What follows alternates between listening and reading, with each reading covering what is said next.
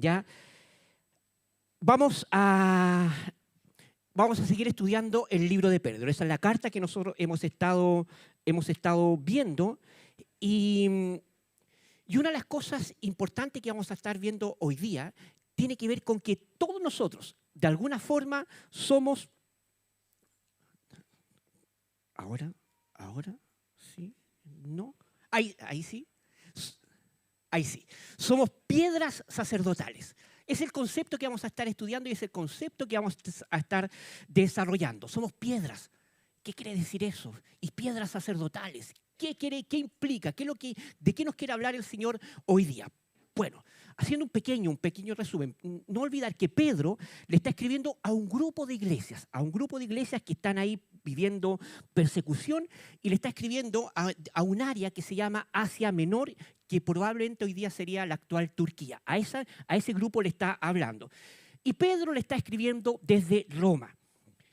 Los creyentes de esta iglesia están pasando por un tiempo difícil, un tiempo de persecución, y por eso le está escribiendo. Están pasando muchas dificultades. Hay una persecución hostil y una persecución cruel a ese grupo de iglesia. Los cristianos estaban siendo golpeados, estaban siendo perseguidos, estaban siendo amenazados. Por lo tanto, era un tiempo difícil para la iglesia. Y Pedro le escribe a esos cristianos que están pasando por distintas pruebas. Y le escribe, en primer lugar, para animarles, para recordarles que tienen su esperanza en el Señor. Y que aún en medio de las pruebas, en medio del sufrimiento, pueden tener esperanza, pueden tener gozo y pueden servir al Señor. Entonces Pedro, durante todos estos capítulos que hemos estado viendo, le ha estado diciendo que tienen esperanza porque Jesús resucitó de los muertos. Y ellos han puesto su esperanza en Jesús.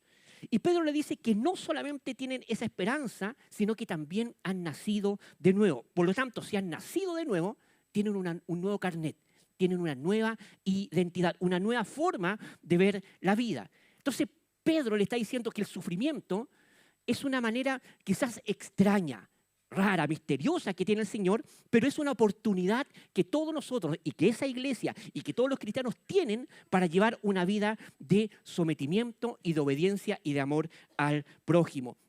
El sufrimiento, le está diciendo, es una oportunidad para mostrar el amor de Jesús incluso hacia los demás.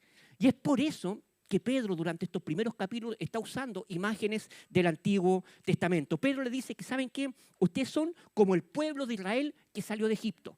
Esos son ustedes.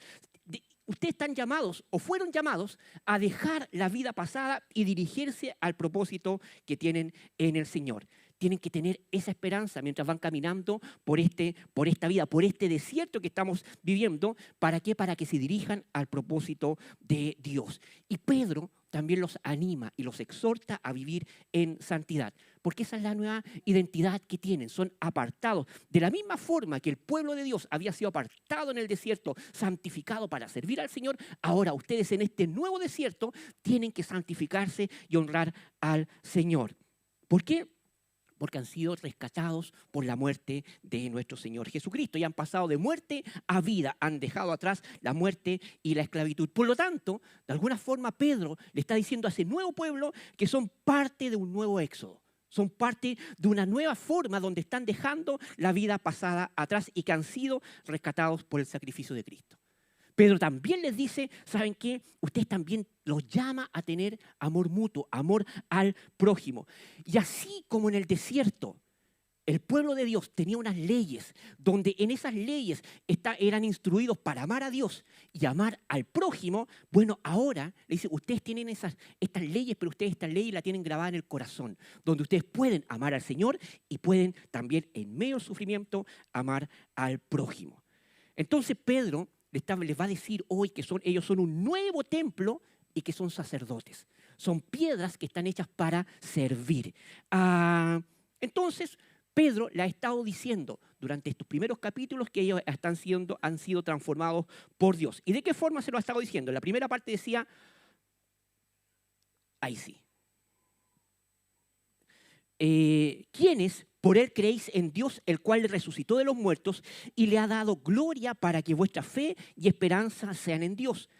Habiendo purificado vuestras almas en la obediencia de la verdad mediante el Espíritu, para el amor fraternal no fingido, amaos unos a otros entrañablemente de corazón puro, siendo renacidos no de simiente corruptible, sino de incorruptible por la palabra de Dios que vive y permanece para siempre. Entonces, lo que le está diciendo, ustedes han nacido de nuevo por medio de la palabra de Dios. Y eso se traduce en que sus corazones están siendo transformados con un propósito.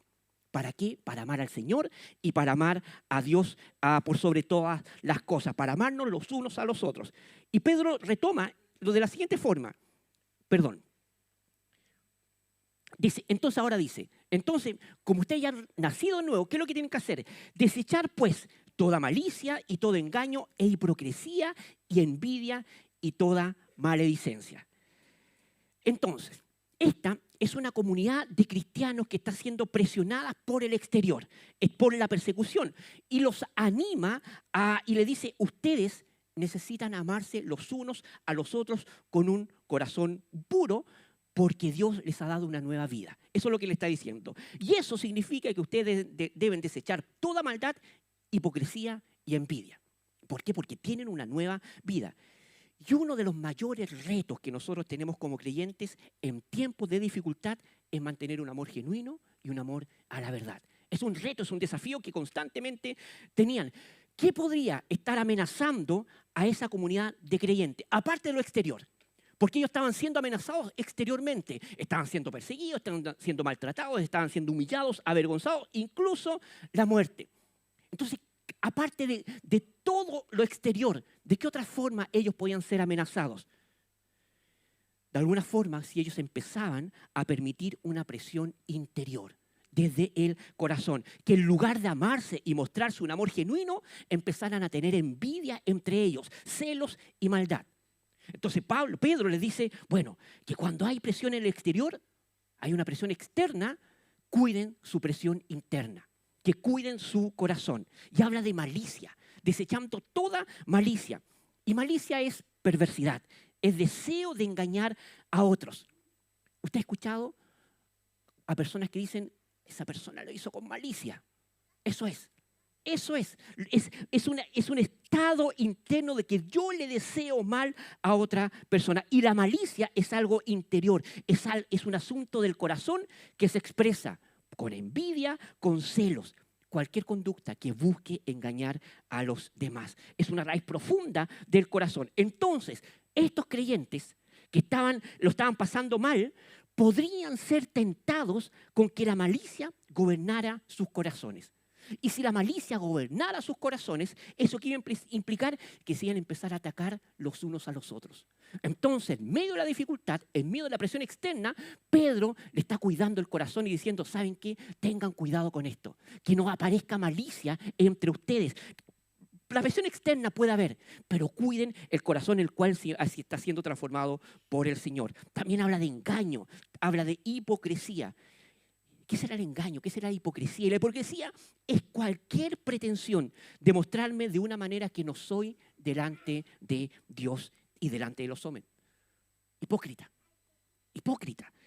Inconsistente entre mis palabras y acciones. Eso es. Y eso es algo tan común, sobre todo en medio de las pruebas.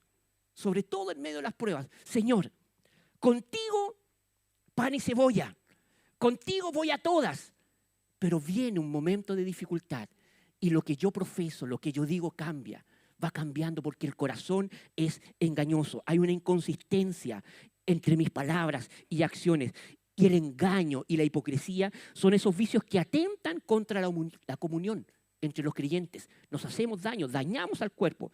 Si hay hipocresía, si hay falta de verdad entre el pueblo, son herramientas que usa Satanás para dividir, para alejarnos de él. Entonces, no solo estaba la presión por fuera, los malinterpretaban, los atacaban, incluso los mataban, los perseguían, sino que estaba esa tentación interna, el permitir que la hipocresía y el engaño gobernaran sus palabras, gobernaran sus acciones. Y también habla de envidia, envidia y toda maledicencia, envidia. ¿Y qué es lo que será la envidia? La envidia esto es importante porque la envidia está mencionada en toda la lista de pecados que aparecen en el Nuevo Testamento. Siempre aparece la envidia. Y la envidia tiene que ver con todo lo que es contrario al carácter del cristiano, que es buscar el bien de los demás. Como cristianos estamos llamados a buscar el bien de los demás. Pero la envidia es un asunto interno del corazón que busca la pretensión humana. Y la envidia es un asunto interno que siempre está acompañada de amargura, de crítica, de chisme. Entonces, así se expresa. Y también, ¿saben qué? De falsos halagos. Eso es también hipocresía, envidia. Entonces, Pedro le está diciendo, ojo, tienen que estar atentos al ser interior, a nuestro corazón y desechar todo eso. No permitirlo. Eso es lo que está diciendo. No lo permitan, aunque estén pasando por dificultades. Unámonos. Eso es lo que está diciendo. Que se unan en su gracia. ¿Para qué? Porque el Señor lo dice. Porque están unidos. El mundo cree. Porque están unidos, el mundo cree. Entonces Pedro le dice que si has nacido de nuevo, tienes que abandonar esa vida antigua. Esos viejos patrones de comportamiento que a nada bueno conducen. Eso es lo que le está diciendo en esta primera parte. ¿Y qué le dice? ¿Para qué? ¿Para qué tienen que hacer todo eso? Para hacer todo lo contrario. Todo lo contrario. ¿Y qué es lo que es todo lo contrario? Desead como niños recién nacidos la leche no adulterada de la palabra para que en ella crezcáis. Entonces, si hemos nacido de nuevo, somos como bebés espirituales. Eso es lo que está diciendo. Somos como bebés. Entonces, como recién nacidos, debemos desear esta leche espiritual que no está adulterada. ¿Cuál sería esa leche? La palabra del Señor. La palabra de Dios que vive y permanece para siempre. Los bebés recién nacidos, ¿qué es lo que necesitan? Leche. Leche y buena leche. Leche que los haga crecer. Es como un niño. Piensa en una guagua, piensa en su bebé. ¿Cuál era el instinto que tenía? Donde sea, quería tomar leche. Y cualquier cosa lo asociaba, quería comer. Piensa en una guaguita. ¿Cuál es su instinto natural? Siempre comer. Y lo notan guaguita también. Pero es el instinto natural. Es el instinto natural de cualquier bebé. En cualquier cosa quiere su leche. Quiere eso. Entonces alguien que ha nacido de nuevo tiene que dejar la vida pasada y desear el consejo y la voluntad del Señor que está escrita en su palabra. Desear a Dios y desear su palabra, desear su consejo, desear su mensaje. Y necesitamos crecer. Necesitamos crecer, necesitamos su palabra para crecer en fe, en esperanza, en carácter. Pero no solo por crecer, no solo por conocimiento, sino para reflejar el carácter de Cristo. Porque dice para crecer y en otras versiones dice para que crezcáis para salvación. ¿Cómo? Si ya no soy salvo, ¿cómo voy a crecer en salvación? Sí, es verdad, somos salvos, pero somos salvos todavía en este cuerpo pecaminoso donde todos nosotros, todos los hijos del Señor, si bien somos salvos, a la vez somos una máquina generadora de malos deseos todos los días. Vivimos generando malos deseos constantemente y es por eso que el Señor nos llama constantemente a la santificación. La Biblia menciona estas tres cosas, nuestro proceso de salvación en justificación, en santificación y en glorificación. Justificación, que ya somos salvos, ya fuimos salvos para el Señor, pero no somos plenamente santos aún. Entonces nos tenemos que ir santificando en nuestra vida todos los días. ¿Y qué es lo que es santificarse? Ir alejándonos del pecado. En buenos tiempos y en malos tiempos, en todo tiempo alejarnos del pecado. Pero va a llegar, tenemos la esperanza que vamos a ser glorificados por el Señor, donde ya ningún deseo malo va a salir de nosotros y su salvación va a ser plenamente ejecutada en nuestra vida. Entonces, por medio de su palabra, yo crezco y yo persevero en salvación. Entonces, le está diciendo, confíen en Dios, conoce su palabra y estarás experimentando la obra de Dios en tu vida y estarás creciendo, estarás santificándose. Eso es lo que le está diciendo. Y todos los creyentes, todos los hijos del Señor, estamos en ese proceso de crecer en madurez. ¿Y cómo crecemos? Por medio de la relación con el Señor. Por medio de una relación. Esto es una relación, no es solo conocimiento. ¿Cómo yo crezco? ¿Cómo yo conozco a una persona? Vinculándome con esa persona. ¿Cómo usted conoce a su esposo, a su esposa? ¿Cómo la conoce? ¿Cómo usted conoce a sus hijos? ¿Cómo usted conoce a sus hijas? Conversando, hablando. ¿Cómo vamos a conocer al Señor? Solamente por medio de su palabra. ¿Cómo Él conversa conmigo? Por medio de su palabra. ¿Y cómo yo converso con Él? Por medio de la oración. Por lo tanto, ambas cosas son parte del proceso de santidad y de crecimiento. Entonces, ese relacionarme con Él es querer pasar tiempo con Él, es desear esa leche, esa intimidad con el Señor. Y en medio de nuestra cultura, en medio de las tentaciones, alejarnos de toda malicia e ir a Dios y confiar en Él. Sigamos. Si es que habéis gustado la benignidad del Señor, ¿por qué perseverar en medio de las dificultades? ¿Por qué? ¿Por qué estos cristianos debían desear a Dios y alejarse del pecado? ¿Por qué lo tenían que hacer? Porque habían gustado la benignidad del Señor. Simplemente por eso.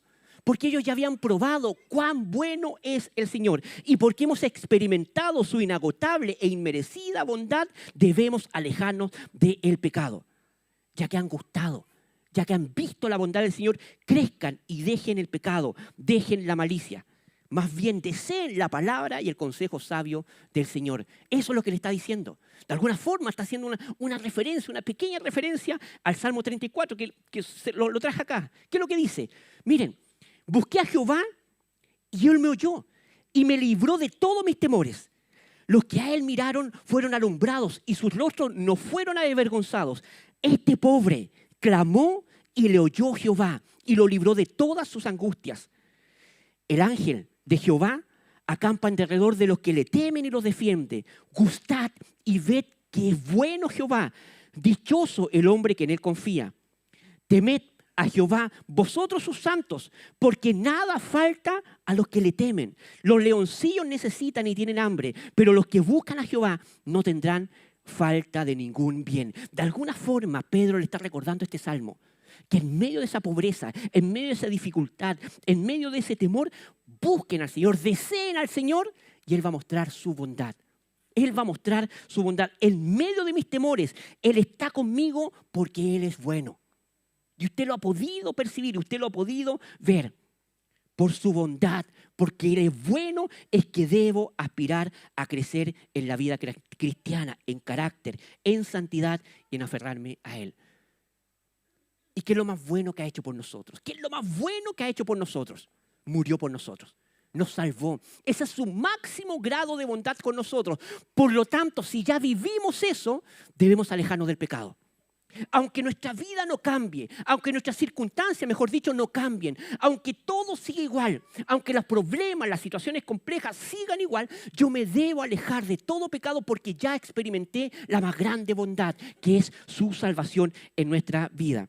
¿Usted ha experimentado el rescate del Señor? ¿Ha experimentado ser redimido y comprado por Él? Si lo ha experimentado, entonces usted ha visto la bondad del Señor. Y si usted ha visto la bondad del Señor, tiene que abandonar todos esos malos patrones que constantemente somos estimulados. La envidia, la pereza, las malas palabras, los malos pensamientos, la gritería, la maledicencia. Y usted puede decir, no lo dije, pero lo pensé. Todo. ¿Por qué? Porque hemos visto la bondad del Señor. ¿El Señor te ha puesto en una nueva familia? Sí, usted es parte de la familia del Señor. Por lo tanto, usted ahora tiene una nueva identidad. Usted ya no es yo ya no soy de los Guzmán. No soy de los Guzmán. Yo soy de la familia del Señor. Mi historia no me identifica, mi historia no me representa y mi historia no me valida. Lo que yo soy ahora, soy hijo del Señor. Esa es mi identidad. Esa es. Por lo tanto, tengo una nueva forma de ver la vida, una nueva forma de hacer las cosas. ¿Cuál es? La forma de la manera del Señor. No mi forma, no la de los Guzmán. ¿Se entiende? Y ponga su apellido ahí. Que usted está tan orgulloso de su apellido, va a pasar. Siéntase orgulloso que usted es parte de la familia del Señor. Tenemos una nueva identidad y debemos vivir de acuerdo a esa identidad. ¿Por qué? Porque el Señor ha sido bueno. Entonces, Pedro continúa y nos dice que el haber experimentado la bondad del Señor nos ha hecho ser parte de una nueva casa espiritual. Eso es lo que es. Somos parte de una nueva familia que resulta ser el nuevo templo de Dios, una casa espiritual. ¿De qué forma lo dice? Perdón. Temer a Jehová. No, ese no, ya lo leí.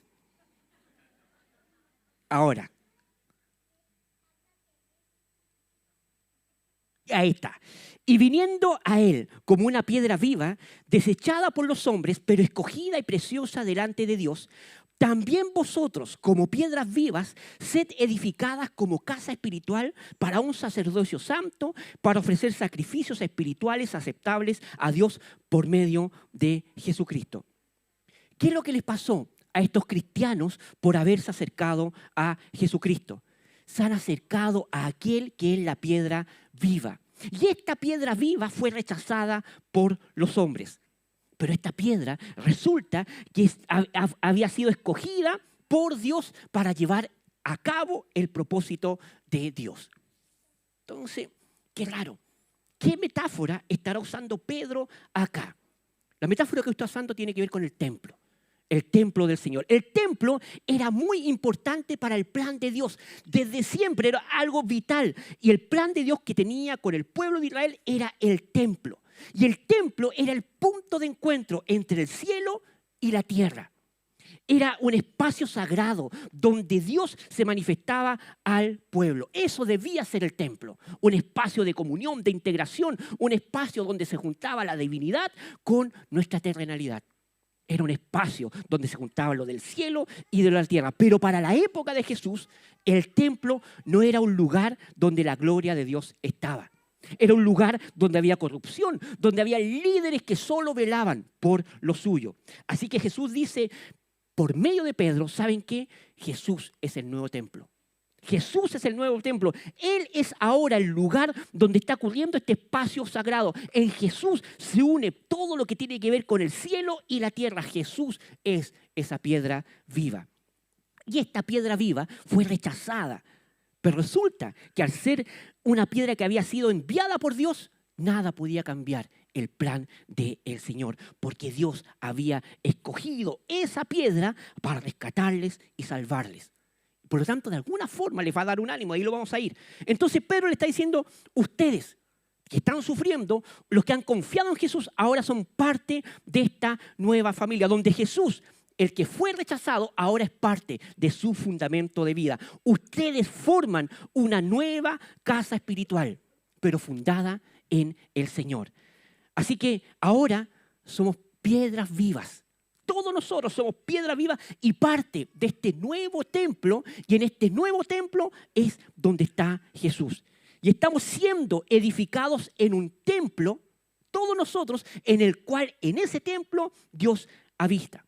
Por lo tanto, la iglesia, la familia de Dios, estas piedras vivas, nosotros, la iglesia, la familia de Dios, ahora es el espacio sagrado, es el lugar donde el cielo y la tierra se encuentran, donde marca la divinidad y donde marca nuestra dependencia del Señor. La iglesia es ese espacio sagrado.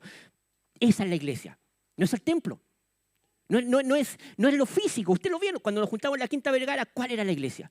Nosotros éramos la iglesia. Usted es la piedra viva donde se junta, donde vincula, donde está, donde vive, donde habita la divinidad del Señor.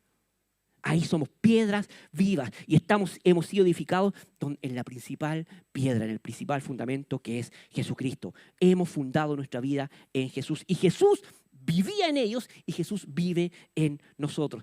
Y ese es el gran consuelo que Pedro le está dando a estos cristianos. ¿Cómo los veían en su cultura? ¿Cómo los veían a ellos? Como bichos raros. Y lo estaban amedrentando, lo estaban persiguiendo.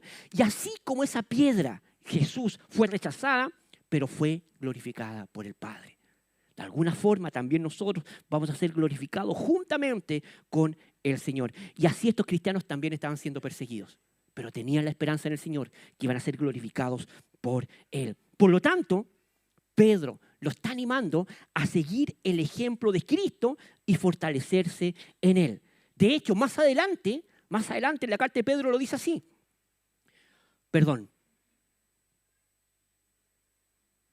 Ahí. Porque para este propósito habéis sido llamados, pues también Cristo sufrió por nosotros, dejándoos ejemplo para que sigáis sus pisadas, el cual no cometió pecado ni engaño alguno se halló en su boca, y quien cuando lo ultrajaban no respondía ultrajando, cuando padecía no amenazaba, sino que se encomendaba a aquel que juzga con justicia. Pedro más adelante lo aclara y dice, ¿saben qué? Jesús sufrió las mismas penalidades y más fuertes penalidades, pero nunca respondió a eso. ¿Cómo somos nosotros? ¿Cómo usted responde a una pesadez? ¿Cómo usted responde a una ironía? Honestamente, yo no voy a mirar. ¿Cómo usted responde? A la ironía quizás probablemente usted es tentado a responder con más ironía. A la pesadez con más pesadez. Y Jesús nos da otro ejemplo. En medio de las dificultades, en medio de la persecución, que no salga pecado de nosotros. Al contrario, que nos animemos. Oye, tú siempre, yo te cuento todo lo que tú decís y siempre termina, ya voy a orar por ti. ¿Y de qué me sirve eso? ¿De qué me sirve eso? ¿Tanta oración? Ninguneamos el poder de la oración. Ninguneamos a la persona que está orando por mí. ¿Qué empezó a salir? Tú te ponías a orar, pero no estás viviendo lo que estoy viviendo. No soy compasivo. Y uno dice, Señor, ¿esto puede salir en el cuerpo del Señor? Sí. Que el Señor nos cuide, nos libre de eso, para que no salga pecado, que no respondamos al mal con más mal, sino que nos encomendemos a aquel que juzga con justicia. Lo que está diciendo que nos encomendemos a Él. Esto es el consuelo. Consuelo, ¿por qué? Porque Jesús siendo rechazado, el Señor lo exaltó. Él es la piedra escogida y ahora reina por sobre todas las cosas y Él es el fundamento de la iglesia. De la misma forma, los cristianos fueron rechazados en su cultura, pero ¿saben qué? Tenían la esperanza de que Cristo los iba a rescatar. Ese era el ánimo. Aléjense de toda malicia, deseen al Señor. Ustedes son una casa espiritual donde Dios vive. Ese es el ánimo que le está dando. A pesar de que ustedes están siendo perseguidos, aléjense de toda maldad, deseen al Señor porque ustedes son una casa espiritual donde Dios vive. Y así como el Señor fue rechazado, el Señor es el fundamento de esa casa espiritual y ustedes son parte de esa nueva casa, son parte de esa nueva familia. Ustedes son la nueva familia. Y no solamente somos piedras, no solamente somos estas piedras vivas, también somos sacerdotes. Sacerdotes que sirven en esa casa espiritual y ofrecemos sacrificios en esa casa espiritual. Y viniendo a Él, como una piedra viva, desechada por los hombres, pero escogida y preciosa delante de Dios, también vosotros, como piedras vivas, sed edificados como casa espiritual para un sacerdocio santo, para ofrecer sacrificios espirituales aceptables a Dios por medio de Jesucristo. Entonces, dentro de esta nueva casa espiritual, dentro de la comunidad de la iglesia, estamos llamados cada uno de nosotros a hacer sacrificios espirituales. La pregunta es, ¿cuáles serán esos sacrificios espirituales? ¿Cuáles serán? Y Hebreos nos da algunas pistas. ¿Qué nos dice Hebreos? Perdón.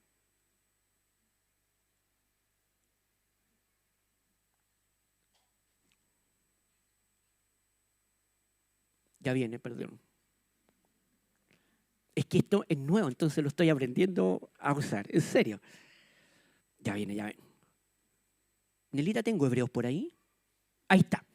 Por tanto, ya, todos nosotros como casa espiritual vamos a ofrecer sacrificios y tenemos que ofrecer sacrificios. ¿Qué sacrificios? Y ahí Hebreo nos da una pista. Por tanto, ofrezcamos continuamente mediante Él sacrificios de alabanza a Dios, es decir, fruto de labios que confiesen su nombre. Y no os olvidéis de hacer el bien y de la ayuda mutua, porque de tales sacrificios se agrada Dios. Entonces, estos sacrificios no tienen que ver con algo inmaterial, no tienen que ver con algo místico, sino que tienen que ver con algo bien concreto. En primer lugar, los sacrificios, lo que está diciendo por un lado, es una vida de agradecimiento y de adoración al Señor. Por tanto, ofrezcamos continuamente, mediante a Él, sacrificio de alabanza, es decir, fruto de labios que confiesen su nombre. ¿Qué sacrificio tenemos que hacer? Sacrificio es muerte. Sacrificio es muerte. ¿A qué tenemos que morir? a la carne. Y si acá está diciendo una vida continuamente mediante el sacrificio de alabanza, es decir, fruto de labios que confiesen su nombre, lo que está diciendo, ¿saben qué? Ustedes están llamados a hacer sacrificio de alabanza, llevar una vida de agradecimiento y adoración al Señor. ¿Qué vamos a sacrificar? ¿Qué tenemos que morir? A nuestra vida de queja. A nuestra vida de queja. Y somos tentados y estimulados constantemente a quejarnos. ¿Le han cantado alguna vez a usted? ¿Te quejáis por todo?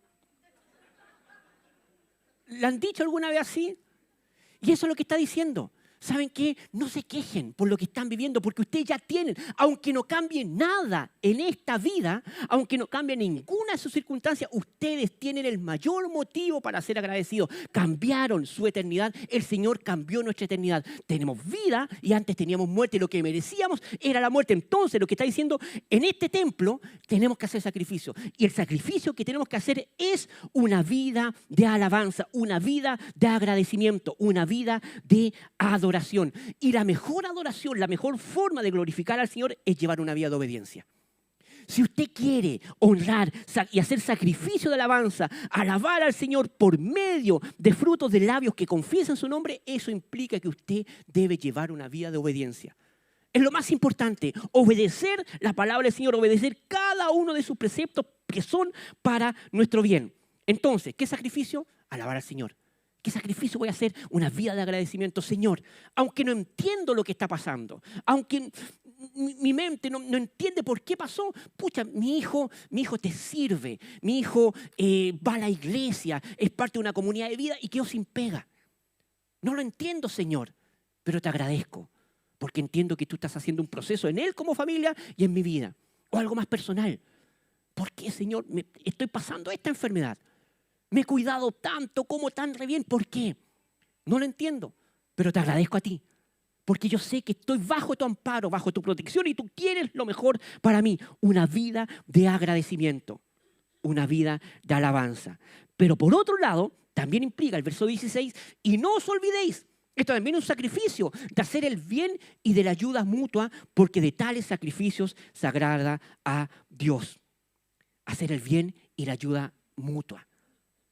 Hacer el bien y la ayuda mutua son las maneras en que la casa de Dios, la casa espiritual, ofrece sacrificios. Morimos a nuestros deseos y nuestras ganas por servir a la manera de Él, por servir al prójimo, por estar atento también a las necesidades del prójimo. El templo estaba diseñado en una primera instancia para que fuera un lugar donde la gente debía encontrar perdón, reconciliación, gracia, generosidad. Eso era el templo. Pero el templo en la época de Jesús era un lugar de corrupción, un lugar de avaricia, un lugar donde los líderes se centraban solamente en sí mismos. Pero luego vemos a esta nueva iglesia, el nuevo templo, cuidándose genuinamente de corazón, ocupándose de las necesidades de los demás, compartiendo el pan entre los necesitados, adorando al Señor. La iglesia es el nuevo templo donde está ocurriendo lo que debería pasar en ese antiguo templo. Nosotros somos el nuevo templo. Entonces, en este nuevo templo, ¿qué es lo que hay que hacer? Buscar la misericordia, el agradecimiento, la compasión. Y los cristianos somos esos sacerdotes que hemos sido llamados a ser parte de esta nueva familia. ¿Quién lo tiene que hacer? ¿A quién se lo está ordenando el Señor? A la iglesia. A la iglesia. No espere. Usted no espere esta indicación de ayudarnos, de compartir el plan, de ser misericordioso, de ser compasivo con el prójimo. No es una indicación que el Señor se la dio al Estado. No se la dio al Estado. ¿Sabe a quién se la dio? A su iglesia. ¿Y quién es la iglesia? Nosotros. ¿Quién es el templo? Nosotros. Nosotros, por lo tanto, usted ocúpese de ser compasivo, de ser misericordioso, de ser generoso con el necesitado. Con la familia de la fe, pero también los que aún no conocen la fe.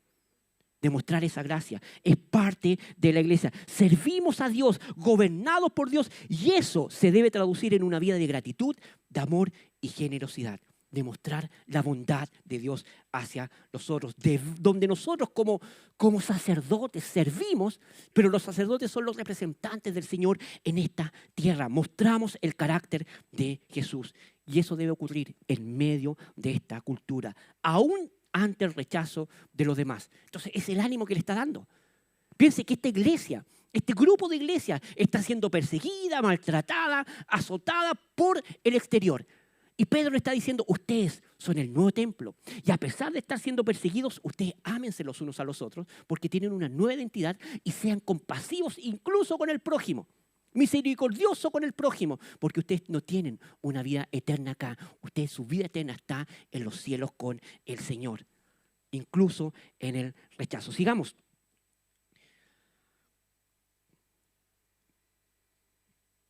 Por lo cual también contiene la Escritura: he aquí, pongo en Sión la principal piedra del ángulo, escogida, preciosa, y el que creyere en él no será avergonzado. Para vosotros, pues, lo que creéis, él es precioso, más que para los desobedientes, la piedra de los edificadores desecharon, esta fue hecha la cabeza del ángulo. Y piedra de tropiezo y roca de escándalo a los que le tropiezan en la palabra, siendo desobedientes, por lo cual fueron también ordenados. Ya. Vamos a ir por parte en esto. Pedro dice que todos nosotros íbamos a un lugar. Y en algún momento de nuestra vida, Jesús nos salió al encuentro. Nos salió esa piedra. Esa piedra viva nos salió al encuentro. Y era esa piedra que estaba ahí, esa piedra que había sido rechazada, pero que al final se convirtió en el fundamento de nuestra vida. Entonces, yo al abrazar esa piedra, al abrazar a Jesús, dejé atrás esa vida pasada y me aferré a esa piedra. Podía confiar y descansar en esa piedra, en Jesús. Y Pedro lo que está diciendo, quien confía en él, en esa piedra, no va a ser avergonzado. Eso es lo que está diciendo. Otros han visto esa piedra en el camino y han tomado otra opción.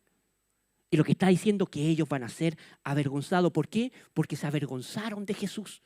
Se avergonzaron de Jesús y han despreciado esa piedra. Pero resulta que esa piedra que despreciaron es la piedra elegida por Dios para ser el Salvador de todo el mundo. Y ellos despreciaron, y al despreciarlo, ¿saben lo que hicieron? Van a ser avergonzados. Eso es lo que está diciendo. Para quienes desprecian a Jesús y consideran una vergüenza aferrarse a esa piedra, al final serán avergonzados por su decisión y se convertirán en su caída. Entonces, hay dos opciones frente a Jesús, frente a esa piedra viva: poner mi confianza en Él o rechazar la revelación que por medio de su palabra el Señor nos da. Si yo dejo atrás mi vida pasada, para confiar en Jesús, aunque eso signifique que los demás me miren en menos, oye, pero ¿cómo soy canuto? Voy a empezar a ir a la iglesia. ¿En serio? Pero son fanáticos, po. ¿En serio? Cantan caleta, hacen karaoke. ¿Cómo? ¿En serio? Oye, pero te voy a prestar para eso. ¿Saben qué? Aunque los demás se avergüencen de nuestra decisión, el Señor no va a permitir que yo sea avergonzado. Pero si yo me avergüenzo de lo que Dios ha mostrado en Jesús, un día esa decisión se transformará en mi caída. Eso es lo que está diciendo.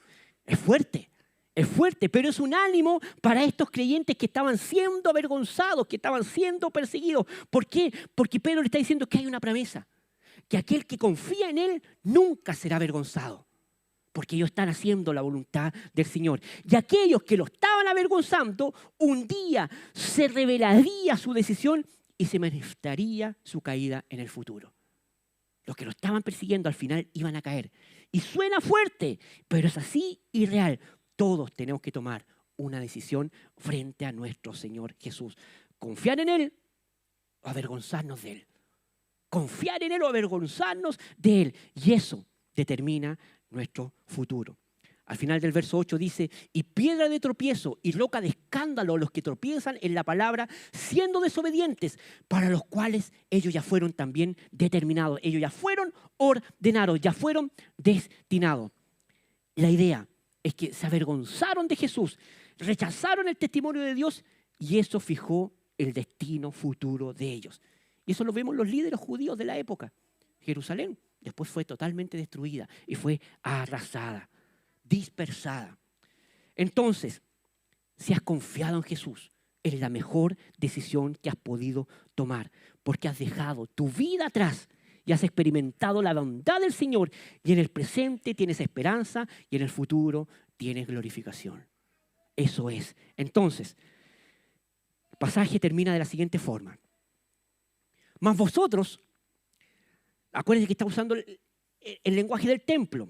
Mas vosotros sois linaje escogido, real sacerdocio, nación santa, pueblo adquirido por Dios, para que anunciéis las virtudes de aquel que os llamó de las tinieblas a su luz admirable. Vosotros, que en tiempo pasado no erais pueblo, mas ahora sois el pueblo de Dios, que no habíais alcanzado misericordia, pero ahora habéis alcanzado misericordia.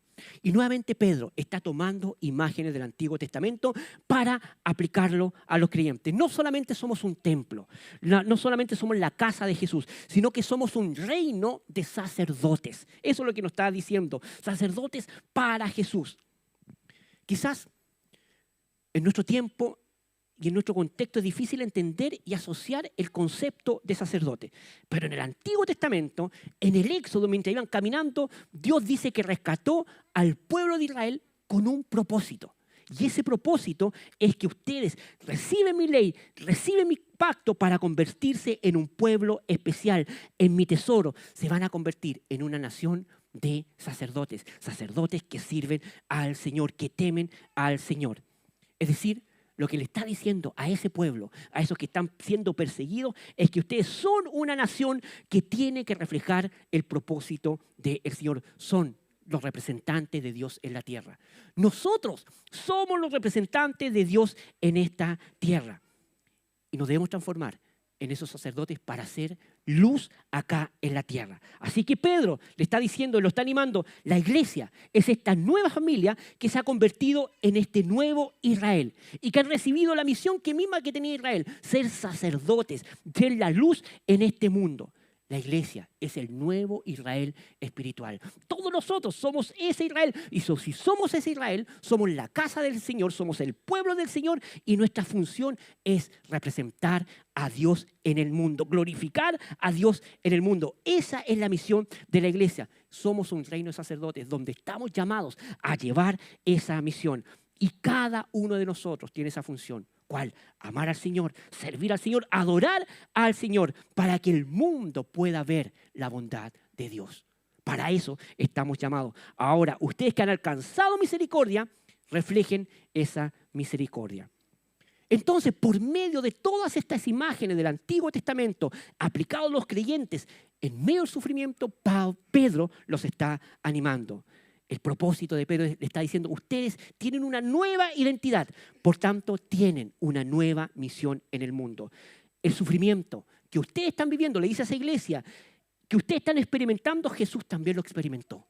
Jesús y se puede compadecer. Él también fue rechazado, pero el Señor lo exaltó. Pero ese Jesús pasa a ser parte del fundamento de ustedes. Ustedes son ahora esa nación santa para mostrar la gracia, el amor del Señor en medio de las pruebas. Entonces, las pruebas, las dificultades, en realidad, al final, son una oportunidad para mostrar la gracia del Señor y para ejercer nuestro sacerdocio, para mostrar la luz y la bondad del Señor. La pregunta es, ¿y qué tiene que ver todo esto con mi inestabilidad laboral? ¿Qué tiene que ver todo esto con que mi hijo no me obedece?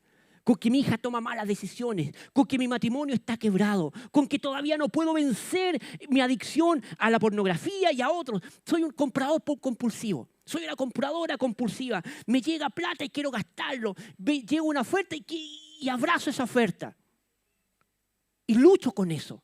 ¿Qué tiene que ver con eso? ¿Qué tiene que ver todo esto conmigo? ¿Qué tiene que ver conmigo? Bueno, tiene todo que ver. Todo que ver. ¿Por qué? Porque el cristianismo no es una fórmula secreta para resolver nuestros problemas específicos terrenales. Si pensamos así, hemos hecho un evangelio donde nosotros estamos en el centro. Pensamos que el evangelio es un amuleto, que el evangelio me va a solucionar todas las cosas. Y no estoy diciendo que la gracia de Dios no pueda rescatarnos de nuestras necesidades, pero la historia es mucho más grande. El evangelio es mucho más grande. ¿Por qué? Porque ya hizo su mayor acción en nosotros. Ya nos libró y ya nos salvó. Y con eso es suficiente. Pero Luis Miguel, y si no me caso nunca, ya eres salva, ya eres salvo. Y con eso te basta. Con eso es suficiente. Luis Miguel, y si nunca tengo un trabajo estable, Siempre estoy boleteando, siempre estoy ahí, entre que me aprueban un proyecto, entre que no tengo contrato indefinido. Bueno, a lo mejor nunca lo vas a tener, pero ya tienes la mayor solución de todas las cosas. Ya tienes la salvación de Cristo en tu vida. ¿Y la casa propia? Luis Miguel, llevo años arrendando y tú, al ritmo que voy, nunca voy a tener casa propia. Y capaz que nunca tengas. Y si no tienes, gloria al Señor. ¿Sabes por qué? Porque ya tienes la mejor solución a todas tus necesidades. La historia del Evangelio no se trata de responder y de salvar todas nuestras necesidades terrenales. Aunque el Señor muchas veces, obra en misericordia y muestra su amor con nosotros, y usted lo ha podido ver. Usted lo ha podido ver. De hecho, aunque usted no lo vea, es así. Es así. Porque si usted no lo ve, hay algo que está ciego en nosotros. ¿Saben por qué? Porque el Señor dice que todos los días, de lunes a domingo, 24/7, sus misericordias se renuevan. Usted comió ayer y usted dice, eso es algo obvio, po. Y damos muchas cosas por concedidas y no es así. No es así. Todo lo que tenemos corresponde a la misericordia del Señor. El que tengamos vida, el que tengamos salud, el que tengamos una familia. Aunque la salud esté ahí. Pero tenemos vida, tenemos esperanza. Por lo tanto, el Evangelio no se trata de solucionar todas nuestras cosas terrenales. El Evangelio, la historia, tiene que ver con mostrar el amor del Señor que tuvo con nosotros en un mundo caído. Hemos sido rescatados de una vida de muerte y de pecado para ahora ser parte de la familia de Dios, donde en esta familia Dios es en el centro. Dios es el centro. En los Guzmán, yo soy el centro. Pero en la familia de Dios, Él es el centro. Y por ahora ser parte de esa familia de Dios, donde Cristo es el centro, hemos sido y tenemos que vivir con esa misión. Así que el Evangelio no es para resolver nuestros problemas. El Evangelio es la historia de un Dios bueno, del único Dios bueno que nos ha rescatado de la muerte para transformarnos y hacernos nuevos. Y ahora somos parte de la familia del Señor. Entonces, ¿qué es lo que tengo que hacer? ¿Qué es lo que tengo que hacer? ¿Qué es lo que Pedro le está diciendo en ese instante a ese grupo de iglesias que estaba siendo perseguida? Lo mismo que el Señor nos dice ahora. Usted puede que esté siendo perseguido, puede que esté siendo avergonzado, puede que esté viviendo un montón de dificultades.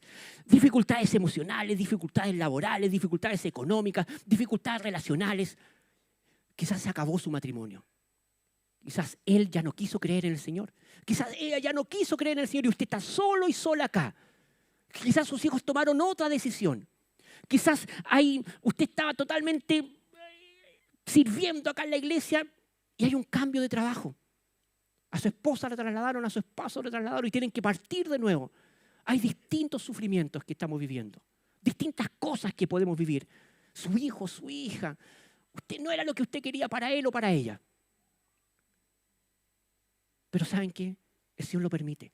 Y en medio de todas las cosas que estamos viviendo, de medio de toda la opresión, usted llega a la oficina y todos se callan. No, cuidado. Llegó el canuto, baja la música. Ojo, no. Y usted vive en todas las cosas y usted quiere plantear su opinión y lo avergüenzan y lo humillan. ¿Saben qué? En medio de todo eso, el Señor le está recordando a esa iglesia y a este pueblo que somos una nación distinta.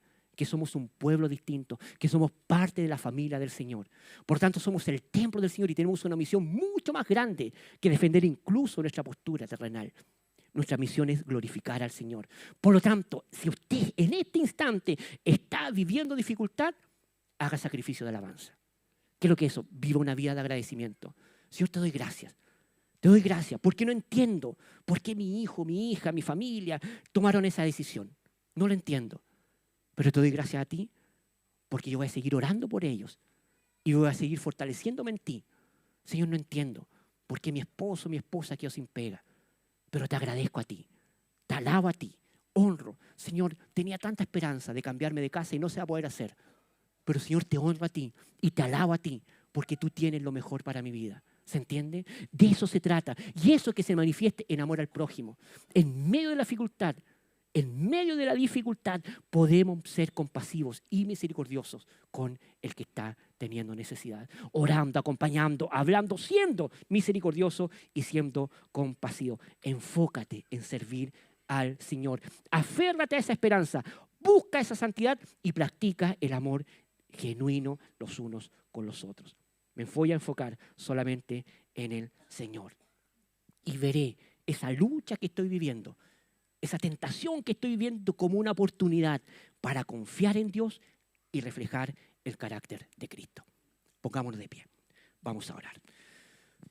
Señor, te alabamos porque tú eres bueno, porque tú eres misericordioso. Y en todo momento podemos ver tu bondad. Señor, nos humillamos delante de ti para buscar, Señor, tu gloria, para buscar tu santidad, Señor. Tú conoces todo nuestro corazón, Señor.